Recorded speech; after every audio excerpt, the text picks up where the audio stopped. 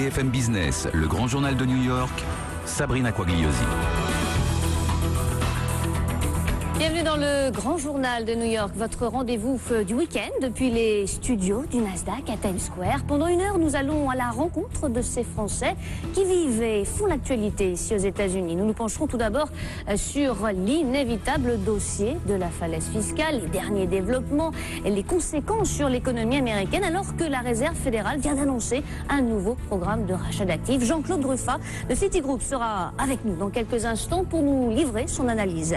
Les fusions-acquisitions, à quoi peut-on s'attendre pour 2013? Nous nous concentrerons tout particulièrement sur le secteur du luxe et les produits de consommation. Elsa Berry sera avec nous pour nous en parler. Elle vient de mettre sur pied sa propre enseigne Vendôme Global Partners. Elle reviendra également sur la conférence organisée lundi dernier à New York par la Chambre de commerce franco-américaine sur le thème de l'impact de la loi Copé-Zimmermann.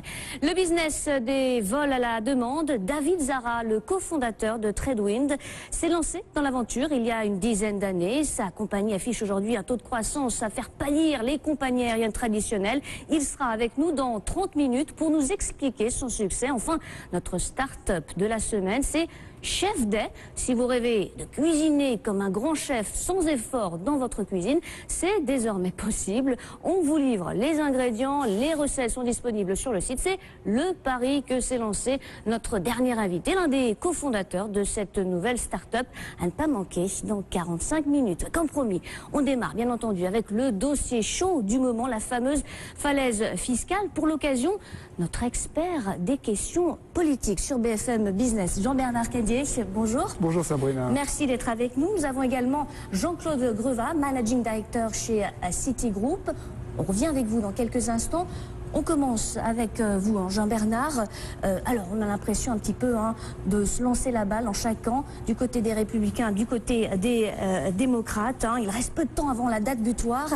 Cette mise en place automatique de hausse d'impôts et coupes budgétaires, la fameuse falaise fiscale. Alors, tout d'abord, le terme de falaise vous paraît-il être bon? C'est curieux ce terme de falaise et on a un peu de mal nous à comprendre exactement où est la falaise. Est-ce qu'on est en bas de la falaise, en haut de la falaise? Je crois qu'il faut rappeler que les Américains ont une culture de dessin animé. Et vous savez, c'est ce petit personnage, ce petit coyote qui court et puis qui se retrouve dans le vide parce qu'il est au-dessus de la falaise. Il se retrouve dans le vide et il tombe. Et c'est ça la chute. La chute que l'on craint, c'est effectivement que, faute de soutien de l'économie retombe dans la récession. C'est assez difficile à comprendre dans ce sens-là. On a parlé de mur, alors on ne sait pas s'il est en bas du mur, en haut du mur.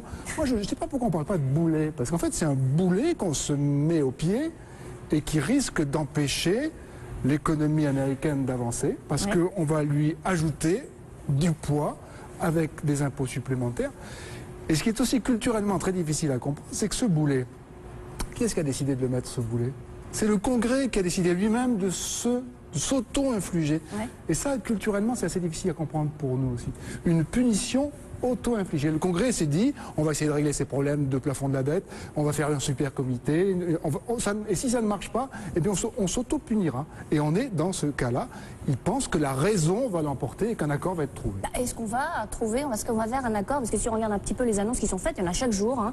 Il y a plusieurs représentants chaque fois qui s'expriment dans la journée depuis Washington. Est-ce qu'on va trouver un accord avant Noël? Au moment où nous enregistrons cette émission, il n'y a pas du tout de perspective d'accord. Néanmoins, il semblerait quand même qu'un accord soit probable. Pas certain, mais probable, parce que les dossiers, on les connaît, ils sont sur la table. Il suffit de se mettre d'accord, il suffit de bouger le curseur, de trouver des positions médianes sur les augmentations d'impôts. Obama est apparemment prêt à faire un geste. Il a la dynamique politique en sa faveur. Il sort d'une élection brillamment, il a été réélu. Son argument selon lequel il faut augmenter les impôts des plus riches semble avoir un certain impact dans l'opinion.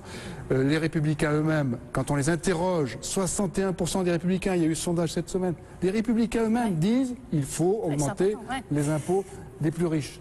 Bon, et puis pour le reste, pour ce qui est de la limitation des dépenses, le plafond de la dette, il est probable qu'un accord va être trouvé. Simplement, il faut savoir qui est celui qui va céder le premier. On est dans du psychologique, dans du politique, et ça, c'est de l'irrationnel. On n'est pas sûr que ça va marcher. Jean-Bernard, est-ce que l'Amérique est en train de devenir un pays où on va payer beaucoup d'impôts comme en Europe? Alors, pas comme en Europe, je crois pas. Mais c'est vrai que c'est en train de bouger. On assiste peut-être à un virage. Ce chiffre tout à l'heure que je vous citais de 61% des républicains, Les enfants de Reagan, des petits-enfants de Reagan, qui disent oui, dans la situation dans laquelle on est, il faut augmenter les impôts. Les patrons des grandes banques qu'on a vu cette semaine dire on ne va pas pouvoir éviter. Bank of America, Bank of America, Goldman, on ne va pas pouvoir éviter d'augmenter les impôts.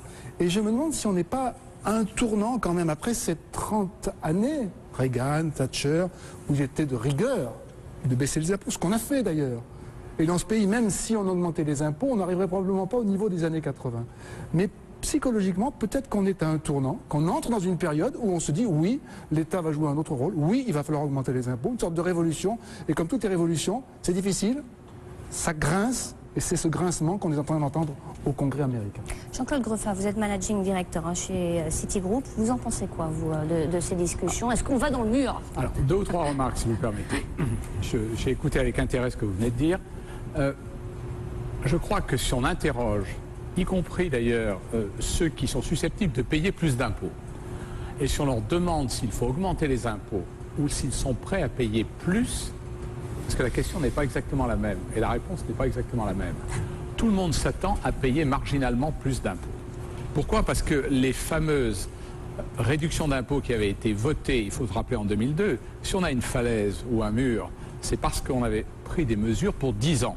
Puis ces mesures ont été réaménagées, mais fondamentalement, elles sont toujours en application jusqu'à la fin de ce mois. Donc il y a une certaine automaticité, comme vous l'avez rappelé.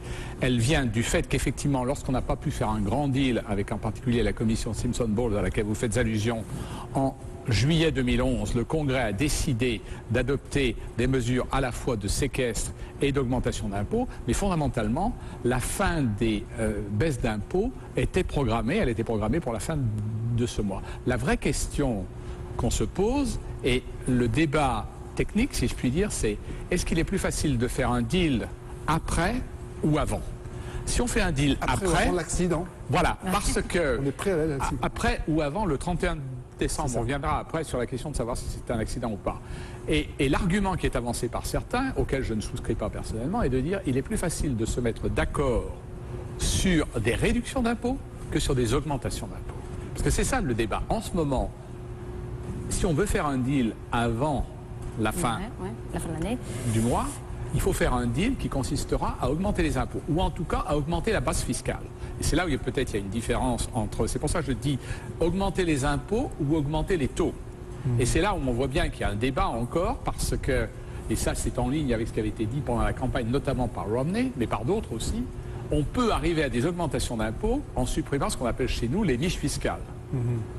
Et il y a beaucoup de niches fiscales. Mais ces niches fiscales, elles ont une importance aux États-Unis. En particulier, je peux prendre un exemple qui est celui des œuvres charitables. Savez-vous quel est le montant que les Américains donnent chaque année à des œuvres charitables? Colossal, beaucoup plus que les Français. 300 milliards de dollars. 300 milliards de dollars. Alors ça couvre tout ce qui est religieux, culturel, humanitaire, social et autres, mais c'est une somme tout à fait considérable. Et ceci dans un régime fiscal qui est maintenant moins favorable que le régime français, puisque les déductions aux États-Unis portent sur la base fiscale, ne portent pas sur l'impôt. Alors comme vous le savez, aux États-Unis, en France, ce que l'on donne, c'est quelque chose qui vient en déduction pour un certain pourcentage de vos impôts. Donc, mais ceci représente des sommes tout à fait considérables. Et donc il y a une très grande inquiétude, notamment pour savoir quels sont les régimes qui seront applicables à partir du 1er janvier. Et beaucoup d'activités sont financées par ces dons. Donc ce n'est pas aussi évident que ça de réduire la base fiscale. Donc mon sentiment, pour répondre à votre question, après ce long préambule, c'est qu'on a intérêt à faire un deal avant. Ça ne sera vraisemblablement pas un deal complet, parce qu'il y a trop de choses à couvrir sur un horizon de temps relativement limité. Il nous reste 18 jours, je crois, en tout et pour tout. Donc c'est... Et 18 jours, si je puis dire, en sachant très bien que tout le monde va disparaître entre Noël et le jour de l'an. Donc concrètement... Et le taux de probabilité, je crois qu'on en parlait avant de l'émission, nos chez spécialistes Citigroup internes chez Citi donnent 60% de chance de faire un deal, mais un deal partiel. Alors ce deal partiel, et c'est là le second aspect, oui, on s'attend. On avait eu une réunion interne à Citi, justement, des Managing Directors en juillet 2011, après ce qui s'était passé, auquel on a fait allusion. Et on avait fait, en quelque sorte, une personne extérieure qui était venue nous parler, avait demandé, ceux d'entre vous qui pensent que dans un an, vous payerez plus d'impôts, vous levez la main. J'ai regardé autour de moi, tout le monde a levé la main. Tout le monde s'attend à payer plus d'impôts. Là, on parle de gens des managing directors de Citi, donc je ne sais pas quelle est la définition du riche. J'imagine quand même que mais bon, ça rentre dans cette catégorie. La définition 200 d'Obama, 000, la définition d'Obama, 200 000 ou 250 000 pour un couple. Voilà. Et il faut savoir que 200 ou 250 000, si on est dans l'Iowa ou si on est dans le Nebraska, c'est pas la même chose que c'est un grand pays, les États-Unis. 200 000 à New York, c'est une somme qui est... Entre guillemets. Non, mais c'est vrai. On est très bien payé. On est très bien payé. Bravo. Oui. Non, mais je crois qu'il faut voir que le niveau de vie est différent. Le niveau de vie est différent, donc je crois qu'on s'attend effectivement à payer plus d'impôts. Alors, il n'y a pas que ça. Il y a d'abord une augmentation d'impôts qui est automatique et qui vient du plan de santé. Puisqu'il y a le coût de ce qu'on appelle Obamacare ou Advance Care qui va se mettre en œuvre à partir du 1er janvier, que tout le monde va payer. Parce que ça va être une charge supplémentaire sur les salaires. Il y a également la payroll tax, qui est la taxe sur les salaires, qui va augmenter. Et puis il y a ce que les Américains payent, qui s'appelle que des dizaines d'Américains payent, qui est l'alternative minimum tax. Mais il y avait eu des mesures justement qui avaient suspendu.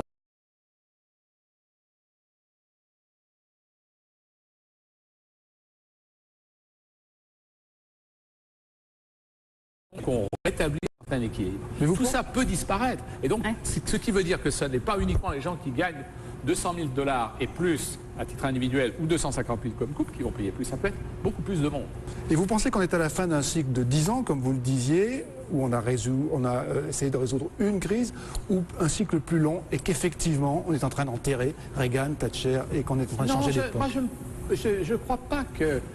C'est vrai que l'argument, un certain nombre d'arguments qui ont été avancés pendant toute l'année 2012, et ça avait même commencé en 2011, sur le fait que, et sur lesquels un certain nombre de personnes se sont exprimées. Vous avez évoqué un certain nombre de personnes. Warren Buffett a été un des premiers à le faire, en donnant un nombre de chiffres emblématiques, en disant il n'est pas normal que je paye en pourcentage moins d'impôts que mon assistant.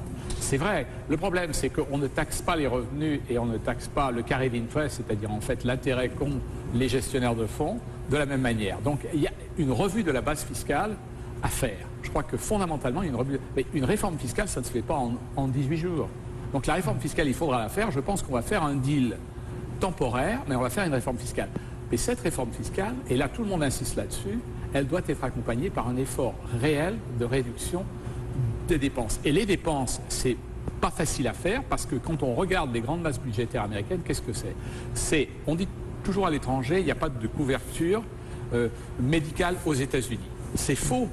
À partir du jour où vous avez 65 ans, vous êtes couvert mieux que n'importe où au monde. C'est le fameux Medicare et une grande partie du déficit prévisible des années à venir va venir de Medicare. On a touché à ce sujet pendant la campagne, mais très légèrement. Medicare peut exploser. La sécurité sociale, qui ne correspond pas à la sécurité sociale, c'est ici le système de retraite. Et donc, ce dont on parle, c'est de l'ajuster pour que l'impact de l'inflation soit moins important. Mais le système de sécurité sociale peut s'équilibrer. Et puis, il reste Medicaid, c'est-à-dire, c'est en gros la couverture médicale universelle élargie au plus grand nombre. Mais c'est la même problématique qu'en Europe. Les dépenses de santé vont exploser. Elles sont déjà très élevées ici par rapport à l'Europe. Les gens vivent plus longtemps. Est-ce que la solution qui va être trouvée ici peut être une source d'inspiration en Europe? Alors, de ce point de vue-là, moi je serais tenté de dire il y a des solutions qui sont envisageables, mais qui ne sont pas politiquement acceptables. Et puis, il y a quand même un sujet qu'on ouvre, mais qu'on referme toujours. Je ne citerai pas celui qui l'a proposé, mais moi j'y souscris assez largement. Vous réglez tous les problèmes aux États-Unis si demain vous mettez une TVA et une taxe sur les produits pétroliers. Il faut quand même se rappeler que les Américains payent l'essence à moins de 4 $ le gallon. Ce qui est, par des standards européens, quelque chose de tout à fait inacceptable. Et ce qui explique la taille énorme des voitures qu'on voit ici. Donc, si on accepte... Je pense que ici, la fiscalité directe est quand même relativement importante. Parce qu'il faut se souvenir, on parle toujours de l'impôt fédéral, mais un certain nombre d'États, dont l'État de New York par exemple, et la preuve inverse, il y a très peu d'États aux États-Unis où on ne paye pas d'impôt au niveau fédéral. La Floride en est un, ce qui explique pourquoi tant de New-Yorkais s'installent après leur retraite en Floride. Mais fondamentalement, vous payez l'impôt de l'État, l'impôt de la ville et l'impôt fédéral. Quand vous mettez tout bout à bout, c'était avant qu'il y ait les réductions qui ont été votés en 2002, c'était pratiquement 49% de taux d'imposition auquel vous deviez rajouter, si vous habitez à New York, si vous possédez votre appartement, les taxes. Mais la grande différence, évidemment, c'est que la fiscalité indirecte est très faible ici.